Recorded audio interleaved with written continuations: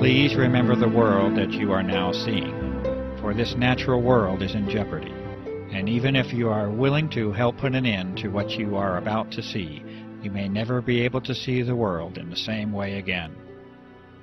In the early part of 1999, an immense operation began, an operation using aircraft that many of us will find difficult to accept.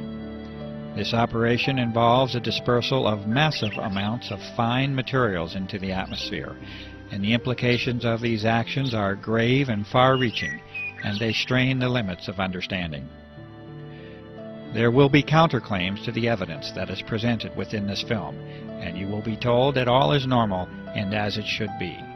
You will be told that there is nothing to be concerned about, and that all is as it has always been. Your eyewitness accounts will be dismissed as unreliable. This dismissal by claimed authorities and officials will be in direct contradiction to fundamental physical principles and your own common sense, but you will encounter it nonetheless. This dismissal now spans a time period of more than 5 years, and it accompanies a grassroots awareness that has been reached by millions of concerned and engaged citizens. From this point on, I urge you to use your own mind to reach your own conclusions on the truth of the matter.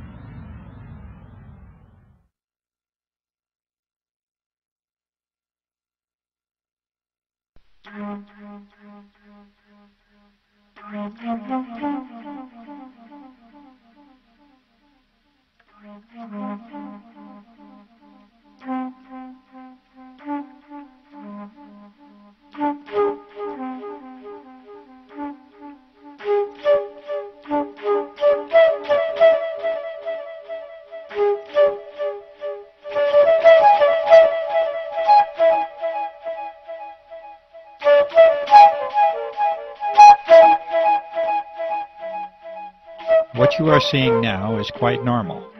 These contrails are the trademark of high-altitude aircraft since the close of World War II. You notice that the condensation disappears fairly quickly, much like your breath on a cold winter day. This is as it should be, and as it has been. For those curious enough to delve into the physics, chemistry, and thermodynamics of contrails, this normalcy has a more thorough explanation. Yes, science and common sense do agree, and the balances of nature are achieved with this common phenomenon.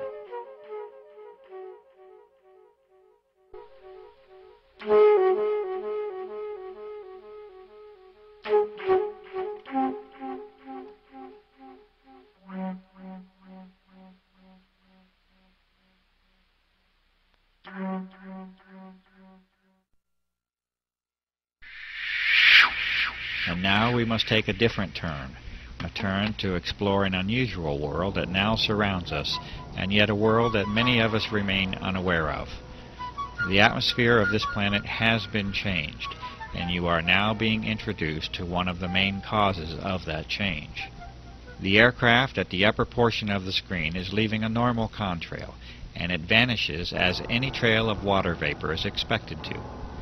But beneath it you see an aircraft emission that is stationary, thick, continuous, and persistent, and it must eventually be concluded that it is not primarily water vapor. The environmental conditions for each trail are not exceptionally different from one another, and yet the result and impact from each trail is entirely different. The only logical way this can occur is if the trails themselves are very different from one another, and indeed they are. The majority of the footage that you are now seeing has been filmed in the high desert regions of New Mexico. This is an arid environment, very low humidity levels. It is, in fact, a classic region for conventional contrail formation. Contrails themselves can and do form easily in a low humidity environment. In the past, the passing of a short-lived contrail in the high, clear desert sky was an innocuous and frequent occurrence. Cold and dry conditions, exactly those conditions that are normally found in the upper atmosphere, are extremely favorable to contrail formation. The humidity levels of the upper atmosphere are actually relatively low, and is one of the very reasons that most clouds occur in the middle of the troposphere, being the lower portion of our atmosphere up to an altitude of approximately 7 miles or so. As this examination of our atmosphere continues, we will be now required to consider 4 types of events or phenomena. In addition to the customary existence of clouds and contrails, we must now consider a new entry, that of the aerosol. An aerosol is a solid particle in suspension, either in a liquid or a gas, and in this case we are considering the atmosphere as the gas to study. The aerosols will manifest in 2 primary forms, as an aerosol emission from aircraft and as an aggregate or collection of aerosols in the atmosphere. A suitable term for this collection of aerosols is an aerosol bank. It is known now that the persistent trails that form the subject of this film are primarily solid in nature and origin, and that they are not predominantly water vapor. A brief explanation of cloud formation will help us to understand why this is so. Clouds, that is, normal clouds, require 2 fundamental elements to form, particles and moisture. Clouds are not suited to form in especially clean air. They require particulate matter, called condensation nuclei, that act as a base for water vapor to adhere to. The size of these nuclei, for the process to be effective, must be extremely small. The size of these nuclei are on the order of sub-micron. For comparison, a human hair is 60 to 100 microns thick, and an asbestos fiber is a couple of microns in thickness.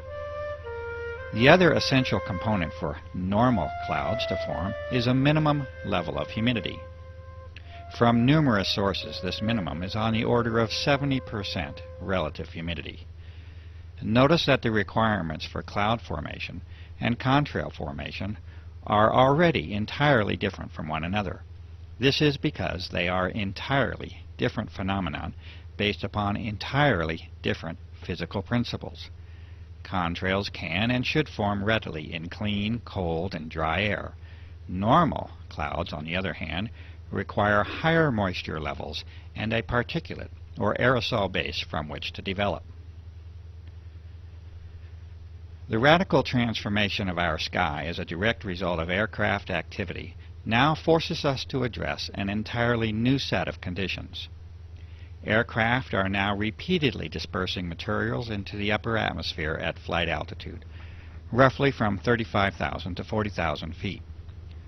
These materials expand rather than evaporate, and they usually transform into an unsightful haze that over the recent years has decreased our general visibility down to ground levels.